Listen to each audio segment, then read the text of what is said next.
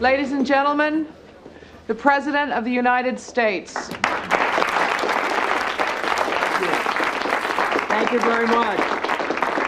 Thanks a lot. I wish I could spend more than a few minutes with you, but the polls don't close in the East for another hour, and there are plenty of election results still left to falsify.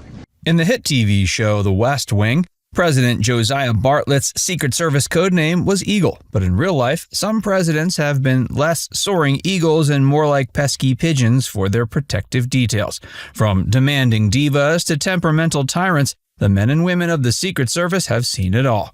Today, we're pulling back the curtain on the commanders-in-chief who gave their protectors the biggest headaches.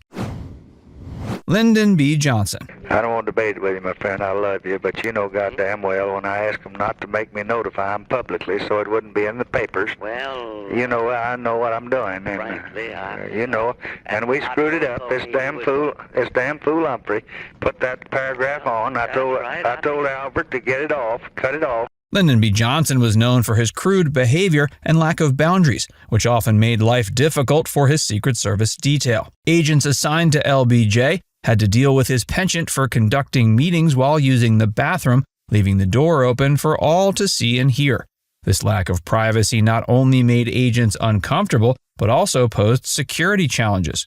Perhaps most infamously, Johnson was known to urinate in public, sometimes even on the legs of Secret Service agents. One story recounts how an agent complained about being sprayed, to which LBJ allegedly replied, "That's my prerogative." This blatant disrespect for personal boundaries and professional decorum made Johnson a particularly challenging president to protect. Additionally, Johnson's impulsive behavior and desire to mingle with crowds often caught his team off guard. He would frequently plunge into throngs of people without warning, leaving agents scrambling to maintain a secure perimeter.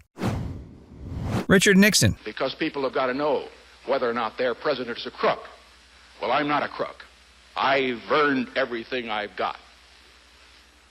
Richard Nixon's paranoia and distrust of others extended to his Secret Service detail, creating a challenging work environment for his protectors. Nixon was known to be suspicious of everyone around him, including those tasked with ensuring his safety. Agents assigned to Nixon often found themselves caught in the middle of his secretive and sometimes unethical behavior. They were expected to maintain absolute discretion about the president's activities, even when those activities pushed ethical boundaries. This put agents in the uncomfortable position of potentially being complicit in wrongdoing. Nixon's infamous taping system in the White House also caused problems for the Secret Service. Agents had to be constantly aware of what they said and where they said it, knowing their words might be recorded without their consent or knowledge. This created an atmosphere of constant tension and self-censorship. And Nixon's erratic behavior during the final days of his presidency posed significant challenges for his security team. As the Watergate scandal unfolded, Nixon became increasingly unstable and unpredictable. Agents had to be on high alert for potential self-harm or other dangerous behavior. Donald Trump. No, not you. Not you. Your organization's terrible. Your organization's terrible. Let's go. Go ahead. Quiet. Quiet. Go ahead. She's asking a question. Don't be rude. Don't be rude. Donald Trump's presidency presented unique challenges for the Secret Service, largely due to his unconventional lifestyle and business interests. Trump's frequent trips to his own properties, such as Mar-a-Lago and various golf courses, required extensive security preparations and strained the agency's resources.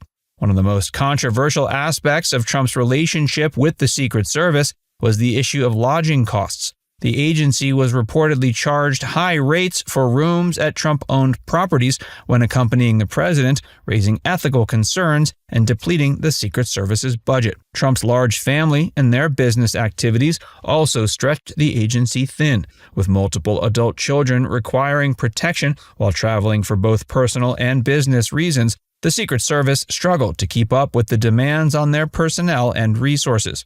The COVID-19 pandemic added another layer of complexity to protecting Trump. His insistence on holding large rallies and events, often against public health advice, put agents at risk of exposure to the virus. This culminated in a controversial drive-by greeting of supporters outside Walter Reed Hospital while Trump was being treated for COVID-19, potentially exposing the agents in the vehicle with him. Lastly, the events of January 6th presented an unprecedented challenge for the Secret Service. Trump's actions leading up to and during the Capitol riot put agents in the difficult position of balancing their duty to protect the president with their oath to uphold the Constitution. George W. Bush. We got an issue in America. Too many good docs are getting out of business. Too many OBGYNs aren't able to practice their love with women all across this country. While George W. Bush was generally considered respectful to his Secret Service detail, his passion for outdoor activities and exercise often created challenges for his protectors. Bush's love for mountain biking in particular was a source of constant concern for the agents tasked with keeping him safe. The president frequently insisted on tackling difficult and sometimes dangerous bike trails, putting his security team in precarious positions. Agents had to navigate rough terrain while maintaining a protective perimeter, often struggling to keep up with the fitness enthusiast president. These outings not only posed physical risks to Bush, but also made it difficult for the Secret Service to respond quickly in case of an emergency. Bush's determination to continue his outdoor activities, even in the face of heightened scrutiny following the 9/11 attacks, added extra stress to his protective detail. Agents had to constantly adapt their protocols to accommodate the president's desire for normalcy in his recreational pursuits. And his ranch in Crawford, Texas, presented its own set of challenges.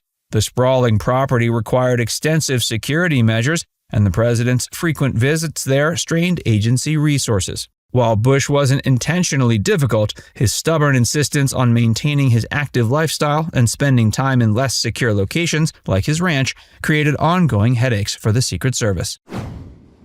Barack Obama. Because milk was somehow classified as an oil. With a rule like that, I guess it was worth crying over spilled milk.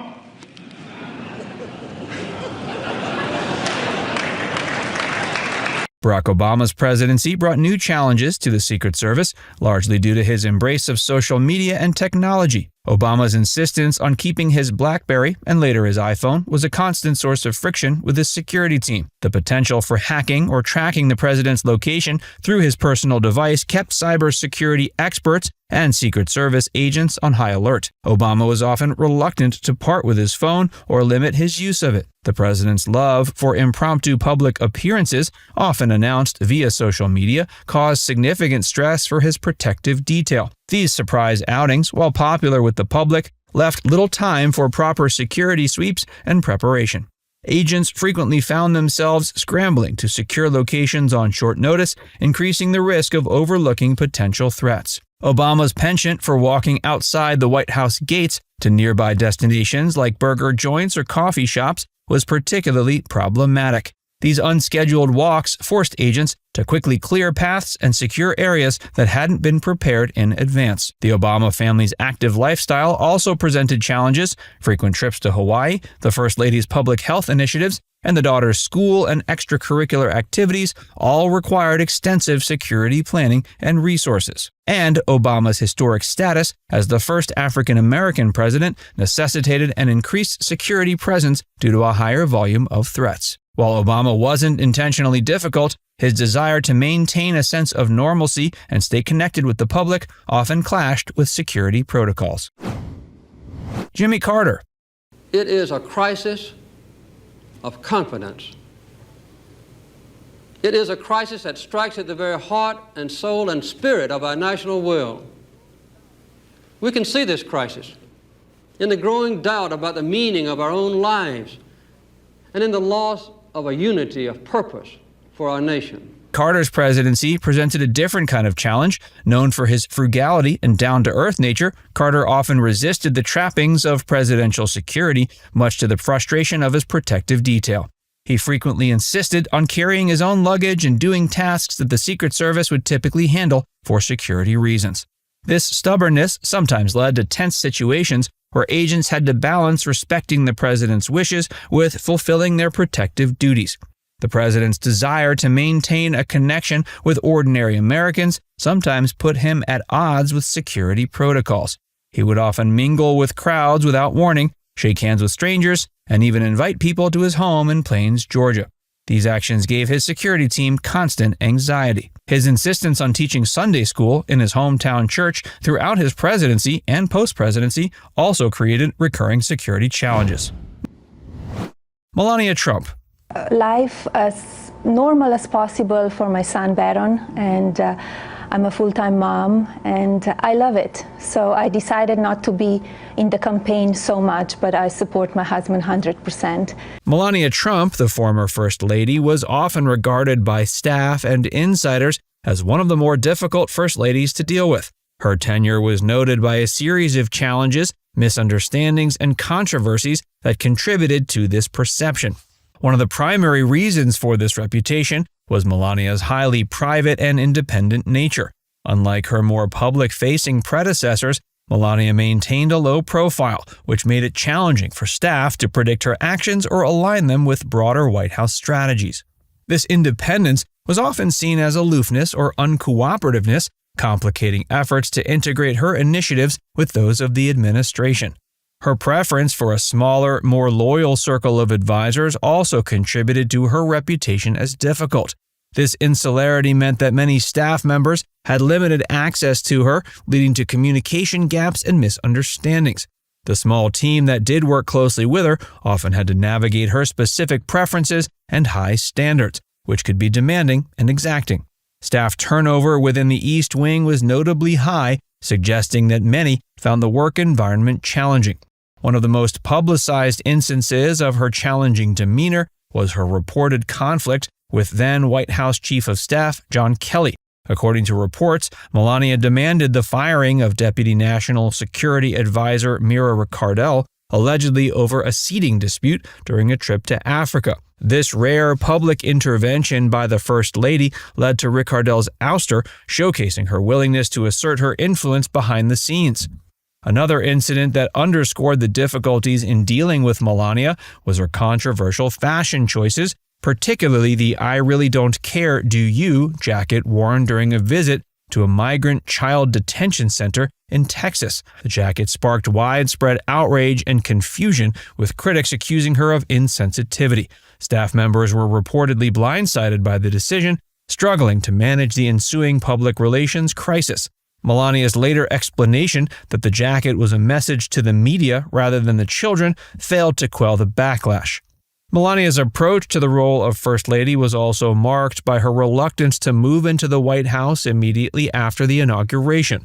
She chose to stay in New York City until her son Barron finished his school year, a decision that added logistical and security challenges for the staff. This separation from the traditional setting of the White House created additional hurdles for those trying to coordinate her activities and integrate her into the broader administration's schedule. But despite these challenges, it's important to recognize that Melania also brought a unique perspective and set of priorities to the role. Her focus on children's issues, albeit controversial, highlighted significant social problems. Her emphasis on maintaining privacy and a sense of normalcy for her son Barron was also understandable from a personal standpoint. Melania's tenure as First Lady was marked by a series of challenges that contributed to her reputation as one of the more difficult First Ladies to deal with. Her independent nature, specific preferences, and controversies that arose presented significant hurdles for staff, shaping the perception of her as a complex and often challenging figure. Hillary Clinton. And some people say that there are Americans who don't feel totally comfortable with that because they're not sure how much influence you have. And after all, you were not elected. Hillary Clinton's tenure as First Lady from 1993 to 2001 was marked by a distinctive and active involvement in political and policy issues, setting her apart from many of her predecessors. This assertive approach also contributed to a reputation of being difficult to work with, particularly among the White House staff and Secret Service agents assigned to protect her. One of the most contentious aspects of her time as First Lady was her unprecedented level of involvement in policymaking. She was appointed to lead the Task Force on National Health Care Reform, a role that brought her into direct confrontation with many political figures and interest groups. Her efforts to overhaul the healthcare system, though well-intentioned, were met with substantial resistance and ultimately failed. The ambitious scope of the project, and Hillary's direct, sometimes combative style led to friction with both political allies and opponents. Critics often found her uncompromising and difficult to negotiate with. And her interactions with the Secret Service contributed to her reputation for being a bit difficult. According to accounts from some agents, her demeanor could be a little curt and dismissive. An explosive claim from the book The First Family Detail by Ronald Kessler alleges that Hillary told one agent to F off and criticized another by saying his suit looked cheap. Such incidents, whether isolated or indicative of a broader pattern, painted a picture of a demanding and harsh personality. The book also suggests that for some agents, being assigned to Hillary's detail was seen as a form of punishment. Hillary's strong personality and high expectations extended to her relationships with White House staff as well. She was known for her meticulous attention to detail and high standards, which, beneficial in many respects, also made her tough to work for. Staff members often found themselves under intense scrutiny, and the pressure to meet her expectations could be overwhelming. This led to turnover rates among her team, as some staffers struggled to cope with the demanding work conditions. Jill Biden. Madam First Lady, Jill. I can't. I can't. No, we were just we owe you the respect. Yeah, we would. Yeah. We owe you Who said that? The EP, Brian. Technically diplomatic protocol, First Lady. We owe you the respect, Madam First Lady. Jill Biden, the current First Lady, has faced increasing scrutiny and criticism, leading to a decline in her approval ratings and a growing perception of her being difficult to work with.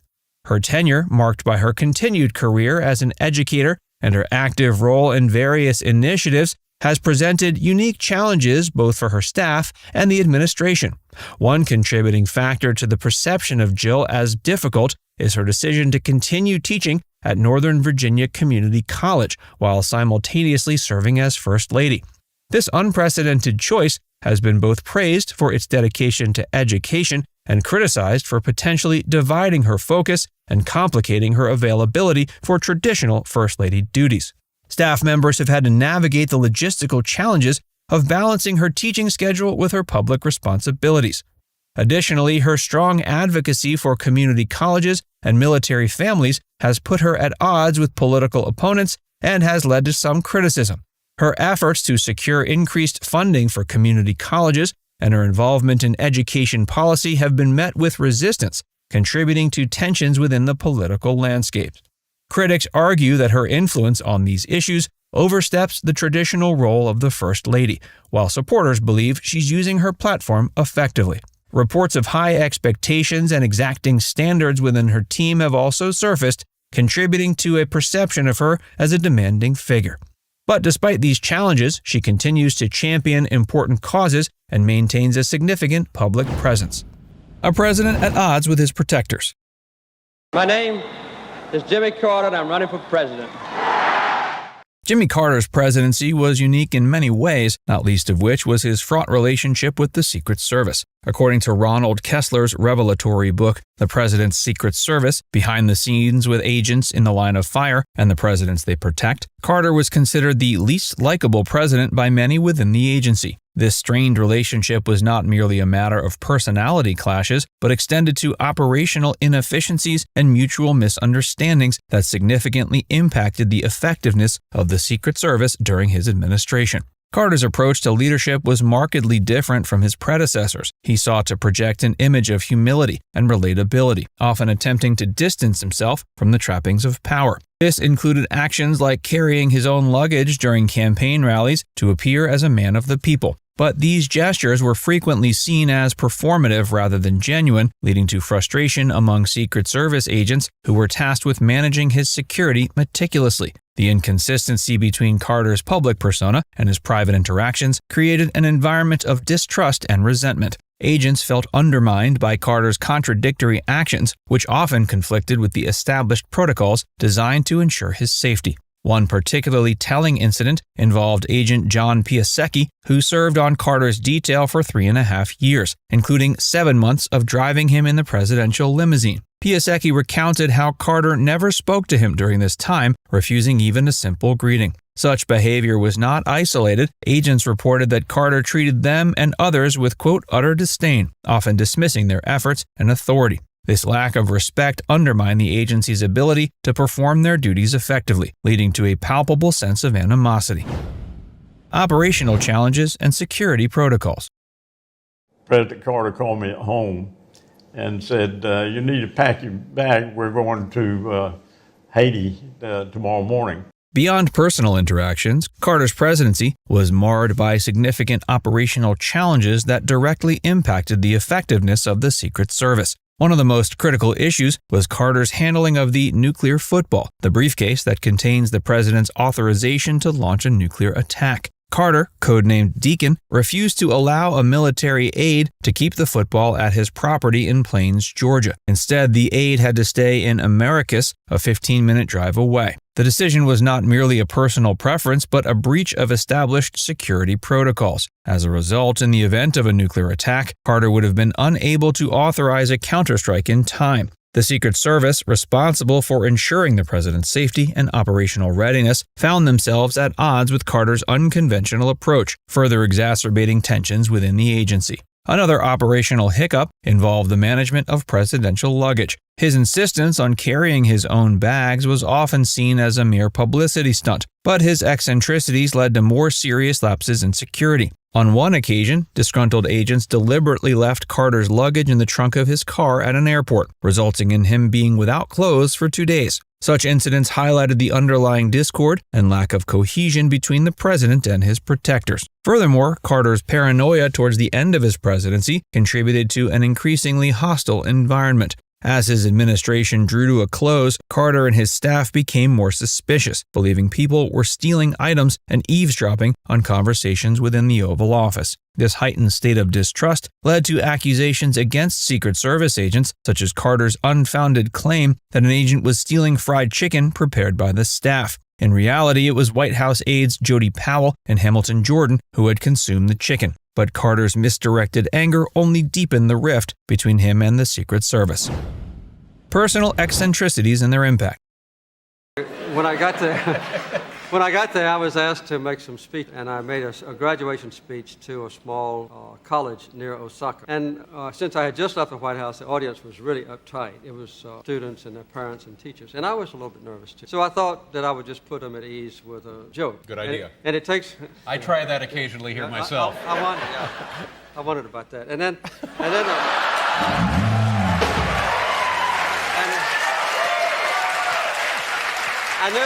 I knew it took longer. It's a good thing you've got the Secret Service with you. Carter's personal quirks and eccentric behaviors also played a big role in straining his relationship with the Secret Service. One of the more bizarre incidents involved Carter's attempt to attack and kill a small dog named Dolphin, a stray terrier that had befriended several agents. When the dog ate some food intended for the Carter's Siamese cat, Carter reportedly took a bow saw from a woodpile and attempted to kill Dolphin. Though the dog escaped, Carter's subsequent insistence that the Secret Service remove Dolphin from planes was a clear indication of his unpredictable nature. The incident was not just a matter of personal temperament, but had broader implications for the agency's operations. The removal of Dolphin, an animal that had become a symbol of Carter's more relatable and humane side, was seen as an unnecessary and extreme action. It reflected Carter's inability to maintain consistent and rational behavior, further eroding the trust and respect between him and the agents responsible for his protection. Carter's micromanagement extended to seemingly trivial aspects of his daily routine, such as the use of the White House tennis courts.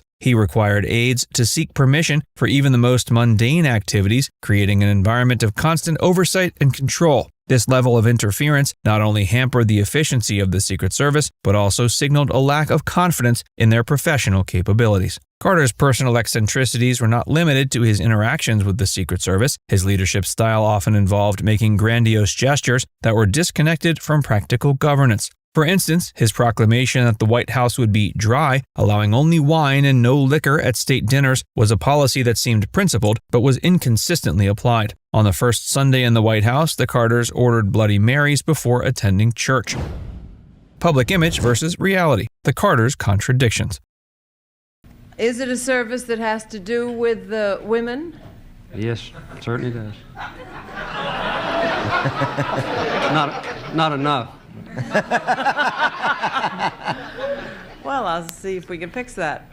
While Carter attempted to cultivate an image of simplicity and humility, the reality behind closed doors was often at odds with this facade. His efforts to present himself as a man of the people were frequently undermined by actions that suggested otherwise, and his public persona as a humble, hard-working leader was often at odds with his private actions. For example, Kessler discloses that Carter, quote, would regularly make a show of going to the Oval Office at 5 a.m. or 6 a.m. to call attention to how hard he was working for the American people. In reality, as Robert B. Solomon Jr., who was on Carter's detail, told Kessler, quote, he would work for half an hour, then close the curtains and take a nap.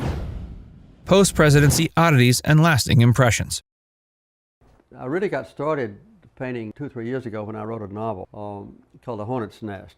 And we were searching for a cover for my book, so I decided to paint the cover. Only you would write the novel and paint the cover too. And it turned out pretty well, yes. Even after leaving the White House, Carter's unusual behaviors continued to reflect his strained relationship with the Secret Service. While staying at the General Services Administration's townhouse for former presidents, Carter was known to replace photos of Republican predecessors like Ford and Nixon with his own images, an act seen as disrespectful in highlighting the disconnect between him and those who had once ensured his safety. Secret Service agents interacting with Carter post-presidency navigated a legacy of mutual distrust and unresolved tensions, underscoring how his personal leadership style left a lasting impression on the agency. Now it's time to hear from you. What are your thoughts on the relationship between Jimmy Carter and the Secret Service? Let us know in the comments section below.